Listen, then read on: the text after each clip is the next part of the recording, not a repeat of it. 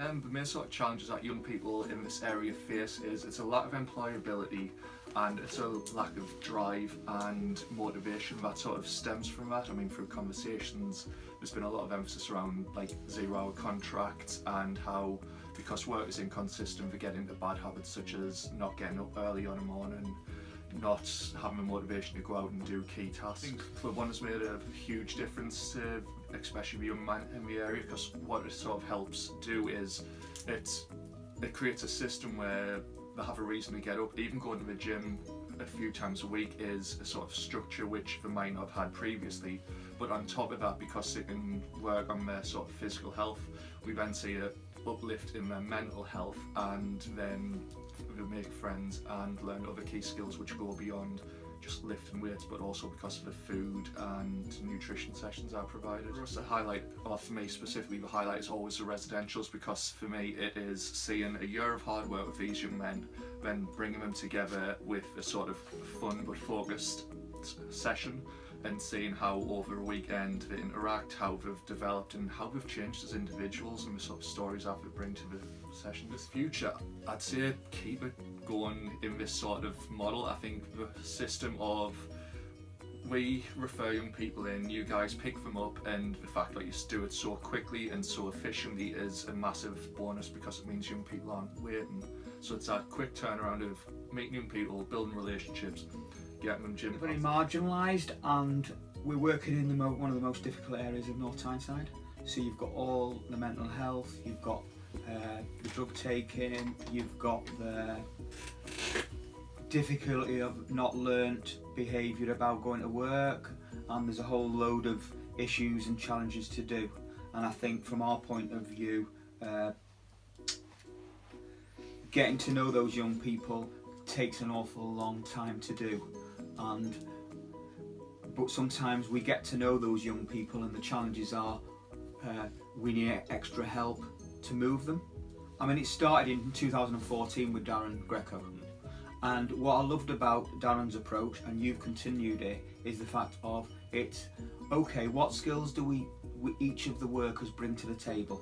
So the workers from the Phoenix bring youth work skills, issue-based skills, able to build a relationship with the young people, and then build on that by involving the sports team with their skills to actually marry and match up with that. So in other words, if you've got a young person and you need to motivate him for the workplace and get him out of bed in the day rather than lying in bed till 4 o'clock, if you can then give him a gym pass and you can work with him on that, he gets into a routine and he goes on the gym pass.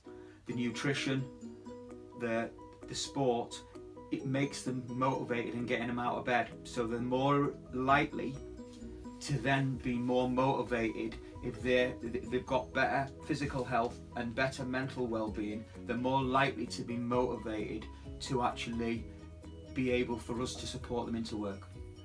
I love working with partners who are committed to the young people of the borough, and that's what I think the sports team does.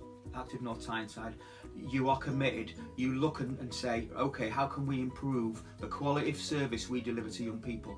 So by working with you, we've been able to create a very bespoke way of working that matches, teams up the workers to deliver the best service possible to young people. So we've dramatically, I think, improved young people's health and well-being. So for example, we've got 10 young people into work this year since April, and 3 to university.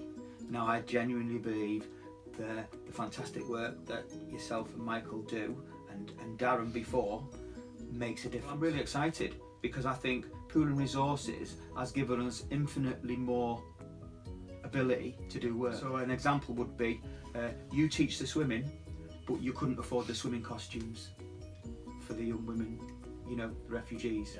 So basically, we were able to pay for, out of our budget as a charity, for the costumes, and you were able to do the swimming. In fact, if you could identify a